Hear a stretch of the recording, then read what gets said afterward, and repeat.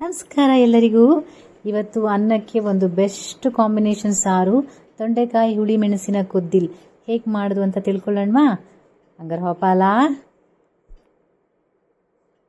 ಮೊದಲಿಗೆ ನಾನಿಲ್ಲಿ ಒಂದು 1/4 kg ತೊಂಡೆಕಾಯಿನ ಚೆನ್ನಾಗಿ ತೊಳೆದು ಈ ಥರ ಎಲ್ಲ ತೊಂಡೆಕಾಯಿನ ನಾನು ತೋರಿಸ್ತಾ ಇದ್ದೀನಲ್ಲ ಆ ರೀತಿಯಲ್ಲಿ ಗುದ್ದಿ ಇಟ್ಕೊಳ್ಬೇಕು. ಎಲ್ಲ ತೊಂಡೆಕಾಯಿನೂ ನೀವು ಇದೇ ಥರ ಗುದ್ದಿ ಆದಮೇಲೆ ಇದನ್ನು ಬೇಯಿಸಬೇಕು.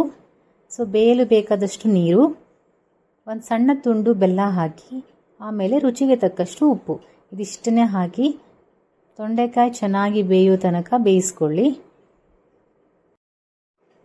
ಹಣ್ಣಾಗಿರೋ ತೊಂಡೆಕಾಯಿನ ಬಳಸಬೇಡಿ, ಅದು ಟೇಸ್ಟ್ ಚೆನ್ನಾಗಿರೋದಿಲ್ಲ, ಹುಳಿ ಬರುತ್ತೆ. ಇದು ಬೇಯುವಷ್ಟರಲ್ಲಿ ನಾವು ಮಸಾಲೆ ರುಬ್ಕೊಂಡು ಬರೋಣ.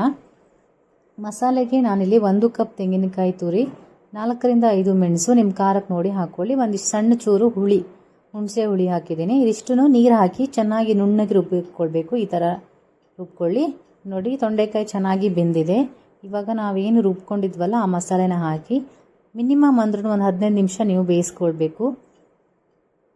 ನಾವು ಕಾಯಿ ಹಾಕಿ ಏನೇ ಮಸಾಲೆ ರುಬ್ಕೊಂಡ್ರು ಅದು ಚೆನ್ನಾಗಿ ಕುದಿಬೇಕು. ಕುದಿದ್ರೆ ಮಾತ್ರ ಅದು ಟೇಸ್ಟ್ ಆಗುತ್ತೆ. ಸೊ ಒಂದು 15 ನಿಮಿಷನಾದರೂ ನೀವು ಕುದಿಸ್ಕೊಳ್ಳಿದ್ದು ಚೆನ್ನಾಗಿ.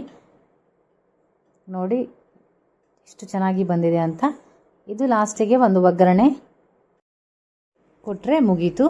ಒಂದೊಳ್ಳೆ ತೊಂಡೆಕಾಯಿ ಹುಳಿ ಮೆಣಸಿನ ಕೊದ್ದಿಲ್ ರೆಡಿ ಆಗುತ್ತೆ. ನೀವು ಮನೇಲಿ ಒಮ್ಮೆ ಟ್ರೈ ಮಾಡಿ ಹೇಗೆ ಬಂತು ಅಂತ ಕಮೆಂಟ್ ಮಾಡಿ.